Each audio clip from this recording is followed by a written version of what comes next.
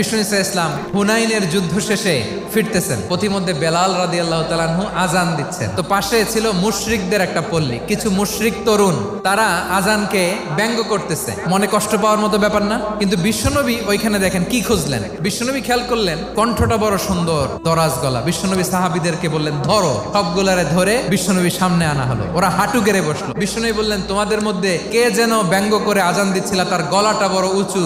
আবু মাহজুরা বলে আমার বন্ধুরা সবাই আমার দিকে আঙ্গুল দেখায়। আবু মাহজুরার মাথায় হাত দিয়ে বললেন এবার আজান দাও দেখি। আবু মাহজুরা বলে আমি তো আজান দিতে জানি না। বিশ্বনবী বললেন তাহলে আসো আমি তোমারে শিখাই দেই। বিশ্বনবী একটা বাক্য পরে, আবু মাহজুরা পরে, বিশ্বনবী পরে, আবু মাহজুরা পরে। আবু মাহজুরা বলে এক একটা বাক্য পড়ি আমার কলিজাটা গলে ঠান্ডা হয়ে যায়। বিশ্বনবীর সাথে দাঁড়িয়ে উনি শাহাদা পড়ে মুসলমান হয়ে গেলেন। বিষ্ণু ইসা ইসলাম বললেন যাও আবু মাহজুরা, আমি তোমাকে পৃথিবীর শ্রেষ্ঠতম মসজিদ মক্কার মসজিদুল হারামের মুয়াজ্জিন হিসেবে অ্যাপয়েন্ট করে দিলাম।